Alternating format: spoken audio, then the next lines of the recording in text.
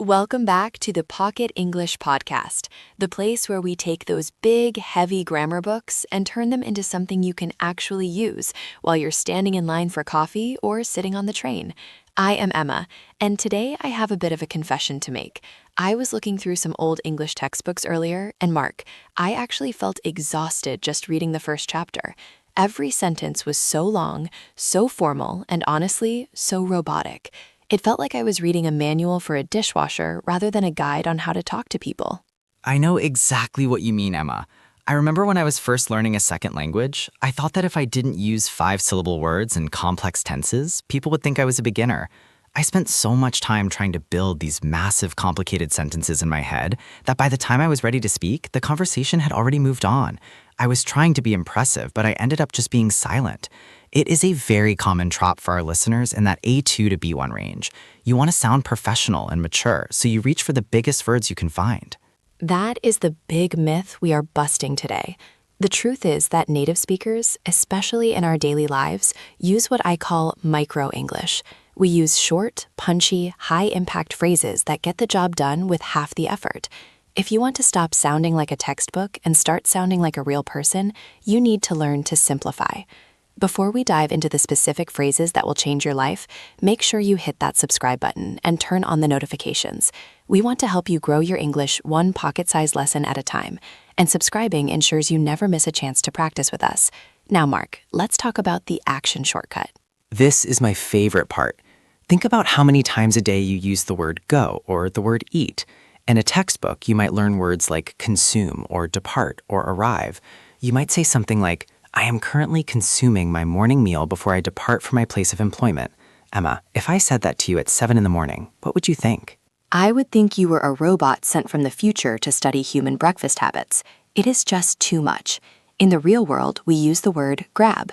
I'm going to grab some toast. I'm going to grab a coffee. I need to grab a shower. The word grab implies that life is moving fast, which it usually is for our listeners who are juggling work, family, and studies. It sounds active and natural. If you can replace consume with grab, you instantly sound like you have lived in an English-speaking country for years. Try saying that to yourself right now. I'm going to grab a coffee. It feels lighter, doesn't it? It really does. And what about the way we talk about leaving the house? Many learners say, I am leaving now. That is perfectly correct, but it's a bit flat. If you want to add some flavor to your English, use the phrase head out. You can say, I'm heading out, or I'm about to head out. It suggests a sense of direction and purpose. It's a classic example of micro-English, two small words that carry a lot of native speaker energy. Whenever you are about to walk out your front door today, just say it out loud. I'm heading out. Another great one is get in. Instead of saying, I arrived at my office at 9 o'clock, you just say, I got in at 9. It's shorter, it's faster, and it's what we actually say. When you use these shortcuts, you aren't being lazy. You are being efficient. You are giving your brain a break because you don't have to worry about complex verb conjugations. You just need these little pocket phrases. One simple action you can take today is to look at your daily schedule and replace every instance of go or arrive with head out or get in. That efficiency is what leads us to the phrasal verb glue. Phrasal verbs are often the biggest fear for B1 learners because there are so many of them, but you don't need to know all of them. You really just need to master the big three: get, go, and put. Let's look at get. It is like a Swiss Army knife. You get up in the morning, you get on the bus, you get to work, you get tired in the afternoon, and you get home at night. You could describe your entire day using almost nothing but the word get. It's so true. I think learners avoid get because they think it's too simple. But for a native speaker, get is the glue that holds our conversations together. Think about your commute. Instead of saying, I boarded the train and then I exited the train, you say, I got on and I got off.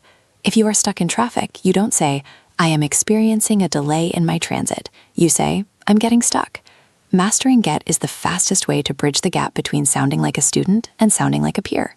And then there is go. We don't just go to places. Things go off. Your alarm goes off in the morning. Your phone goes off during a meeting. If you can use go off to describe a sound, you are using micro-English perfectly. And don't forget put. You put on your coat. You put away your laundry. You put off a meeting until tomorrow. These are the building blocks of natural speech. Instead of searching for a complex verb like postpone, just say put off. It is much more common in a casual office setting or a chat with friends. I want to challenge our listeners here. Don't try to learn 50 phrasal verbs this week. Just pick get.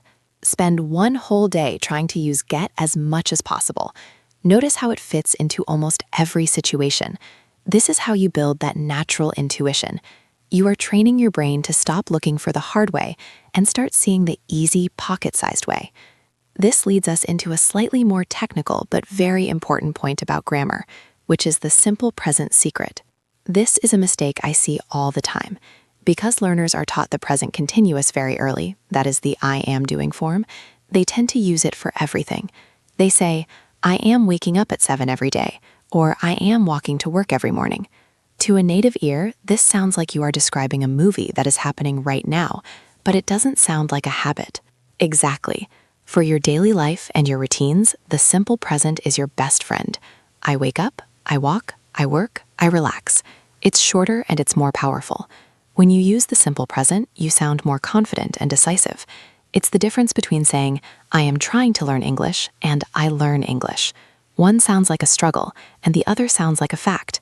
For our listeners who are busy professionals, using the simple present for your habits actually makes you sound more organized. It also saves you syllables. Why say 4 syllables when you can say 2?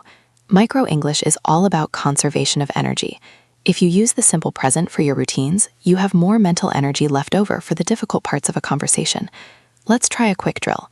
I'll say the long textbook version, and Emma, you give us the micro-English version, using the simple present and those shortcut verbs we talked about. I'm ready, let's do it. I am currently in the process of consuming my midday meal. I'm having lunch, or even better, I'm grabbing lunch. I am departing from my place of residence to travel to the supermarket. I'm heading to the store. My alarm clock began to make a sound at 6:30 in the morning. My alarm went off at 6:30. I am feeling a significant amount of exhaustion after my workday. I'm spent, or simply, I'm wiped. You see how much faster that is? It's not just about speed, it's about the rhythm. English has a specific rhythm, and that rhythm is built on these short, stressed words. When you try to use those long, multi-syllable textbook words, you break the rhythm. You end up sounding like you are reading a list rather than sharing a story. If you can master the rhythm of micro-English, your listening skills will also improve because you will start to hear these patterns in the podcasts and movies you watch. That is a great point.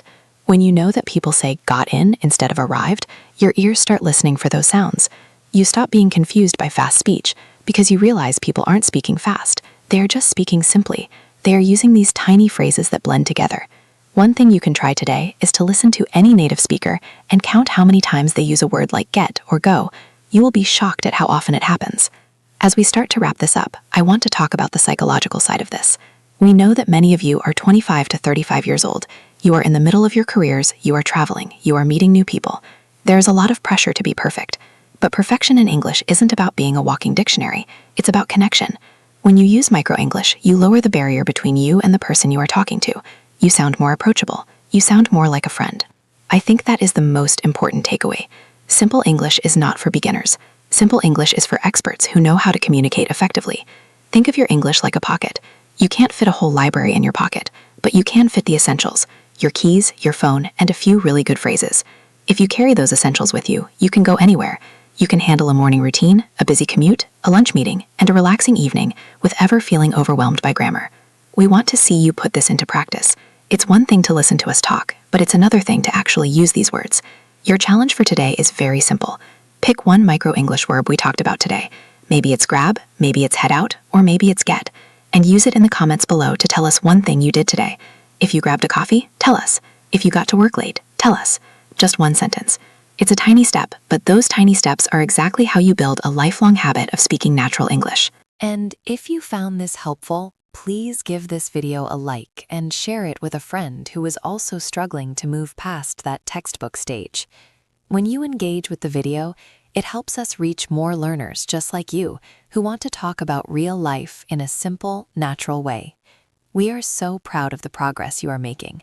Remember, you don't need more hours in the day to improve your English. You just need to make the most of the minutes you have. Exactly. You are already doing the hard work by showing up and listening. Now, just give yourself permission to be simple. Let go of the need for complex sentences and embrace the power of micro-English. It will feel strange at first, like you're not doing enough, but I promise you, the results will speak for themselves.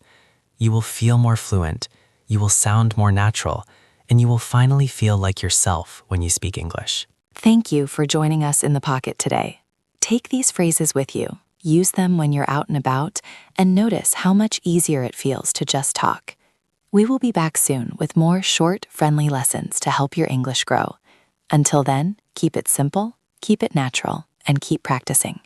Press play on your life, relax, and let your English grow one pocket-sized moment at a time. You've got this.